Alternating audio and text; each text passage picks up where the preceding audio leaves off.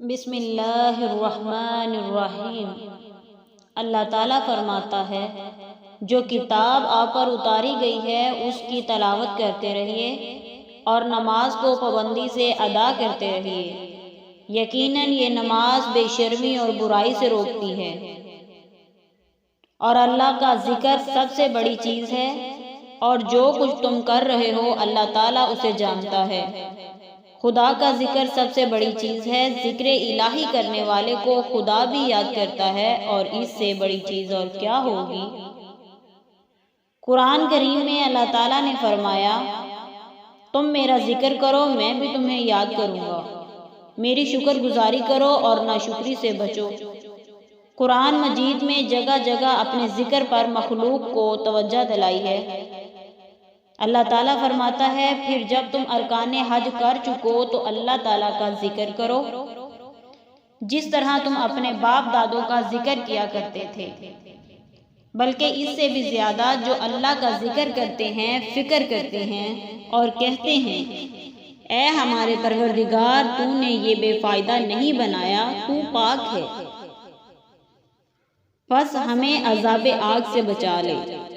اللہ تعالیٰ نے فرمایا کہ صرف ذکر الہی سے دلوں میں اطمینان پیدا ہوتا ہے۔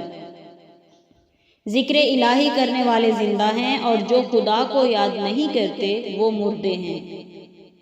اللہ تعالیٰ نے فرمایا کہ میں نے سورہ فاتحہ کو آدھا آدھا اپنے اور اپنے بندوں کے درمیان تقسیم کر دیا ہے۔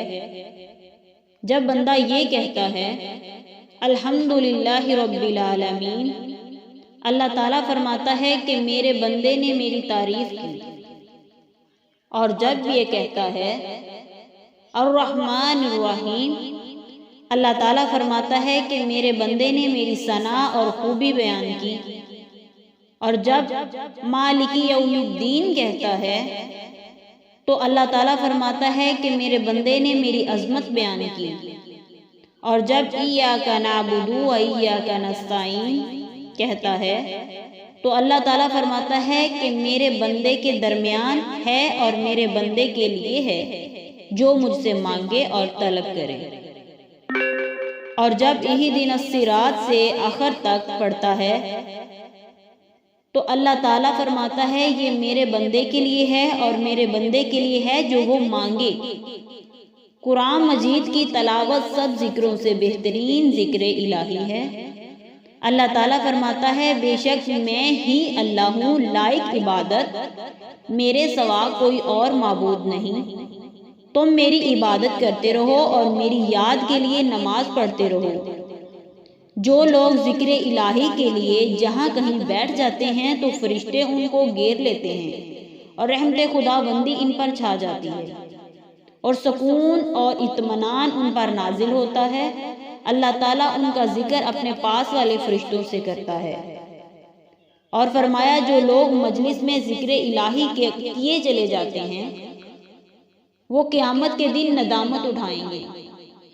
جو صبح کی نماز پڑھ کر سورج نکلنے تک ذکر الہی کرتا ہے، اس کو بنی اسماعیل کے 4 غلام کے آزاد کرنے کا ثواب ملتا ہے۔ اور جو عصر کی نماز پڑھ کر غروب آفتاب تک یاد الہی میں مصروف رہے گا، اس کو بھی 4 غلام آزاد کرنے کا ثواب ملے گا۔ ایک دیہاتی نبی کریم صلی اللہ علیہ وآلہ وسلم کی خدمت میں حاضر ہوا اور اس نے سوال کیا، یا رسول اللہ صلی اللہ علیہ وآلہ وسلم، سب عملوں میں سے کون سا عمل بہتر ہے؟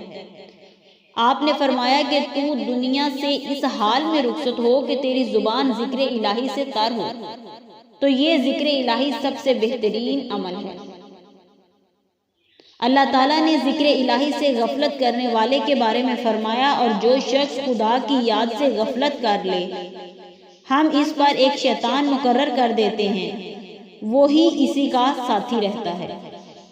اللہ تعالیٰ رسول اللہ صلی اللہ علیہ وسلم کو ذکر الہی کی مجلسوں میں شریک ہونے کا حکم دیا۔ فرمایا، آپ ان لوگوں کے پاس تشریف لے جایا کریں اور ان کے پاس اٹھتے بیٹھتے رہیے جو صبح شام اپنے رب کو پکارتے رہتے ہیں اور ذکر الہی میں مصروف رہتے ہیں۔ اللہ تعالیٰ ہم سب کو اپنے ذکر کی توفیق عطا فرمائے اور ایمان پر خاتمہ کرے۔ آمین ثم آمین۔